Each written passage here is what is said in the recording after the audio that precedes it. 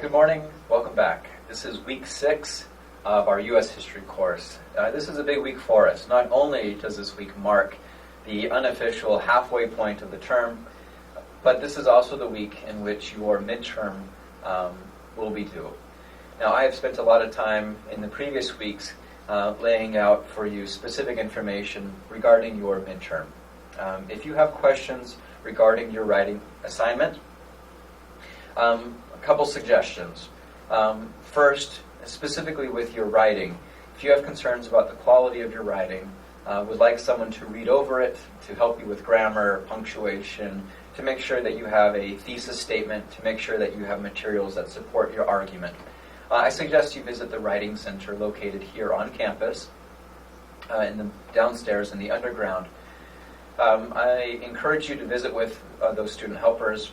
Invite them to read your material, to give you feedback, because in so doing, it will certainly make your writing better. If you have questions about the assignment, about the parameters, I encourage you to go back and watch the video that I posted last week. If your question is still not answered, please send me an email or contact me, and I'll be happy to work with you about that. Sadly, though, we cannot just simply cancel all class material this week. We just have far too much ground to cover. And the materials for this week are fair game for your midterm exam. So we'll be looking at 2 chapters. The first chapter explores America's imperialistic history. By imperialism, of course, we are referring to this phenomenon that was common in the 19th century, wherein global superpowers took their power, their military, their forms of government, and essentially conquered other lands. It was a way of spreading the territory, a way of claiming resources.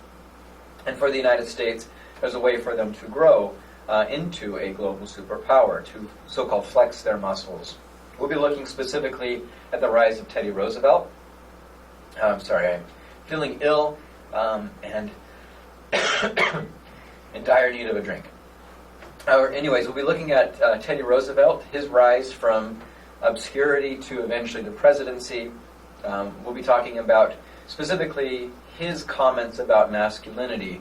I find it very interesting that it's in this era of imperialism, essentially in this time period where America did not engage in many wars. Right? This is in that lull between the American Civil War and World War I, that many young men who believed that masculinity was best defined by their courage on the battlefield were longing for some sort of way to demonstrate their toughness, their masculinity. And many bought into the theories of Teddy Roosevelt, who, in 1899, described them in a talk that he gave called The Strenuous Life. You will be reading excerpts from his speech, and your writing assignment for this week, the discussion board, will encourage you to reflect on his ideas about masculinity and masculinity's role, or gender role, in politics. The second unit will be looking at World War I. Now, how is it possible for us to cover all of the material from World War I in a single week? It is not possible. Sadly, there will be many things that will go left unexamined. But I do hope that you spend some time reading in the material to get a better sense of why America got engaged in World War I. What was the draw? What actions did the United States take? And how has that continued to impact our global public policy in its aftermath? This will be especially helpful when we begin looking at the 1930s and the beginning of World War II. What we'll see is that because of the immense the devastation that was caused during World War I, that many Americans would be hesitant to ever engage in a world war again. And for that reason, in the early 1940s, many people, despite knowing about the atrocities Nazis were committing in Europe, many Americans were hesitant to go back to war. So again, this unit will allow us to give us some insight into just how devastating this war was in terms of life, in terms of equipment, and of course in terms of destruction. So I think that's sufficient introduction to the material for this week. I would prefer that you focus most of your attention though, on your midterm exam.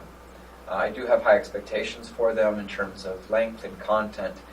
And again, I will make a final plug. Please be specific. Make sure that you have a thesis statement and that you are able to prove your thesis statement with specific examples from your text. All right, good luck to you this week. Look forward to seeing your work. Bye.